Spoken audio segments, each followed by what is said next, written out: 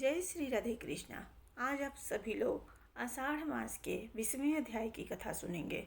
सुत जी कहते हैं, महात्मा मार्कंडेय जी ने जिस समय ब्रह्मा जी का स्थापना किया था, उसी समय वहाँ पवित्र जल से युक्त एक कुंड का भी निर्माण किया और उसके महात्म्य के विषय में इस प्रकार कहा। कार्तिक मास में चांद्र नक्षत्र कृतिका के योग में जो यहाँ भली भांति भीष्म व्रत का पालन करेगा, वह उत्तम ब्रह्मलोक में जाएगा। ऐसा कहते हुए मार्कंडेय जी ने उस वचन को किसी पशुपाल से सुनाया और श्रद्धा से प्रेरित होकर उसने कार्तिक मास में भीष्म पंचक व्रत का विधि पूर्वक पालन किया। जब कृतिका नक्षत्र से युक्त पूर्णिमा आई, तब उसमें स्नान करके ब्रह्मा जी की पूजा की। उसके बाद पुरुषोत्तम भगवान विष्णु का भी विधि पूर्वक पूजन किया। तदंतर काल आने पर उसकी मृत्यु हो गई और वह इसी नगर में ब्राह्मण के घर में उत्पन्न हुआ। उस समय उसे अपने पूर्व जन्म की बातों का स्मरण बना हुआ था। एक दिन उसने लोगों के पूछने पर बताया कि किसी समय महामुनि मार्कंडेय मुख से मैंने ब्रह्म कुंड का महात्म्य सुना है और कार्तिक मास में उस शुभदायक कुंड के जल में विधि पूर्वक स्नान किया था। उसी के प्रभाव से इस जन्म में मैं महर्षि चंद्रात्रेय के वंश में उत्पन्न हुआ हूँ और पूर्व जन्म की सब बातों को भी स्मरण रखता हूँ। कार्तिक पूर्णिमा को कृतिका नक्षत्र का योग होने पर यहाँ का महत्व बढ़ जाता है। इस बात को मैं अनुभव कर चुका हूँ, इसलिए सदा उत्तम भीष्म पंचक व्रत का पालन करना चाहिए। इस प्रकार उसकी बात सुनकर अन्य सब श्रेष्ठ ब्राह्मण भी श्रद्धा पूर्वक भीष्म पंचक व्रत का पालन करने लगे। तभी से उत्तर दिशा में वह कुंड इस पृथ्वी पर ब्रह्म कुंड के नाम से विख्यात हुआ। जो ब्राह्मण सदा उसमें स्नान करता है, वह प्रत्येक जन्म में श्रेष्ठ ब्राह्मण ही होता है। वही एक गौमुख नाम से प्रसिद्ध अतिशय शोभायमान तीर्थ है, जो सब पातकों का नाश करने वाला है। पूर्व काल में चमत्कारपुर के भीतर गौओं का पालन करने वाला एक ब्राह्मण था, जो कुष्ठ रोग से पीड़ित हो अत्यंत दुर्बल हो गया था। किसी समय उसी मार्ग से उसकी गौओं का झुंडा निकला। वे सभी गौएं प्यास से कष्ट पा रही थी। उस दिन ज्येष्ठ मास की एकादशी तिथि में चित्रा नक्षत्र का योग था और मध्याह्न काल हो गया था। यद्यपि वहाँ घास बहुत लगी हुई थी, फिर भी गर्मी और प्यास के कष्ट से किसी भी धेनु ने उस घास की ओर देखा तक नहीं। उनमें से एक गौ ने दूर से ही घास के उस पुंज को देखा और अत्यंत हर्ष में भरकर तुरंत ही वहां जा दांतों से उखाड़कर खींचा। इतने में ही उस घास के नीचे से जल की धारा निकल आई। उस प्यास से कष्ट पाती हुई गाय ने घास को खा धीरे धीरे दुग्ध के समान स्वच्छ एवं मधुर प्रतीत होने वाले उस जल को जी भरकर पिया।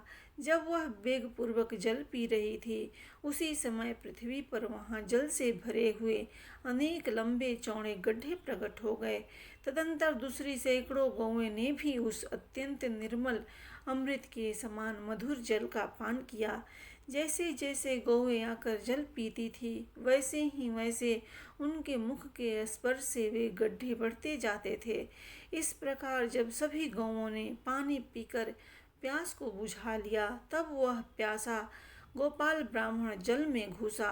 अपने अंगों को धोकर और जल पीकर ज्यों ही वह जल से बाहर निकला, त्यों ही अपने शरीर को उसने सूर्य के समान तेजस्वी देखा। इससे उसको बड़ा आश्चर्य हुआ और उसने घर जाकर सब लोगों के सामने वहाँ का सब वृतांत कह सुनाया। तब वहाँ के सब लोग, विशेषतः रोगी मनुष्य, उस दिव्य जल के पास गए और सबने एकाग्रचित होकर वहाँ स्नान किया। स्नान करते ही सब लोग तत्काल रोगों और पापों से मुक्त हो गए। तब से वह जल गौमुख तीर्थ के नाम से विख्यात हुआ, क्योंकि वह गौओं के मुख से प्रकट हुआ था। ऋषि बोले, सूत नंदन, उस स्थान से जो वैसा महात्म्यपूर्ण जल प्रकट हुआ, इसका क्या कारण है? सुत जी ने कहा, महर्षियों, यहाँ पूर्व काल में महाराज अम्बरीश ने तप किया था। तपस्या का कारण यह था कि राजा को वृद्धावस्था में एक पुत्र हुआ। उसका नाम सुवर्चा था पूर्व जन्म के कर्म के फल से बाल्य अवस्था में ही राजकुमार सुवर्चा कोढ़ी हो गए। इससे राजा को बड़ा दुख हुआ। तब वे सब मनोरथों को पूर्ण करने वाले हाट के स्वर क्षेत्र में गए और पुत्र के रोग का निवारण करने के लिए उन्होंने बड़ी भारी तपस्या की। इससे संतुष्ट होकर भगवान विष्णु ने उन्हें प्रत्यक्ष दर्शन दिया और आदरपूर्वक कहा, वत्स, मैं तुम पर प्रसन्न हूँ। तुम्हारे मन में जो इच्छा हो उसे मांगो। राजा ने कहा, केशव, मेरा पुत्र बाल्य अवस्था में ही कुष्ठ रोग से पीड़ित हो गया है।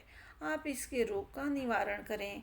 उनके ऐसा कहने पर भगवान विष्णु ने एकाग्र मन से पाताल गंगा का स्मरण किया।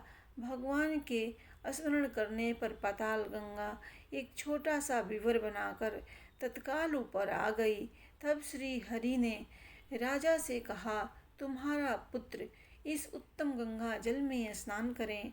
यह आज्ञा पाकर अम्बरीश ने अपने पुत्र को श्रीहरि के सामने ही पाताल गंगा के जल में नहलाया। वहां स्नान करने मात्र से ही वह बालक उसी क्षण कुष्ठ रोग से मुक्त हो बाल सूर्य के समान तेजस्वी हो गया। तब उसने भगवान को नमस्कार किया। इस बात को कोई नहीं जानता था, इसलिए वह सर्व पापहारी जल वहाँ गुप्त ही रहा। वहीं पुनः गौमुख द्वारा पृथ्वी पर प्रकट हुआ। आज भी उस जल के स्पर्श से वहाँ का धरातल अत्यंत पवित्र है। जो पुरुष रविवार को सूर्योदय के समय वहाँ स्नान करता है, उसके गलकंड, घेंघा आदि सब रोग तत्काल नष्ट हो जाते हैं। पाप जनित बड़ी भयंकर व्याधियाँ भी निवृत्त हो जाती है। फोड़ी और चेचक आदि के उपद्रव भी शांत हो जाते हैं। जो मनुष्य निष्काम भाव से भक्ति पूर्वक इस तीर्थ में स्नान करता है, वह देव चक्रपाणि श्री हरि के लोक में जाता है। जिस दिन भगवान विष्णु ने वहाँ गंगा को प्रकट किया था, उस दिन सूर्य वृष राशि पर स्थित थे और चंद्रमा चित्रा नक्षत्र की शोभा बढ़ा रहे थे तथा भगवान विष्णु की एकादशी तिथि भी थी। फिर गाय के मुख से जिस दिन घासों का समूह उखाड़ा गया और गंगा भूतल पर प्रकट हुई, उस दिन भी पूर्वोक्त योग ही था। अतः वही वहाँ के लिए उत्तम पर्व है। प्रेम से बोलिए भगवान विष्णु की जय।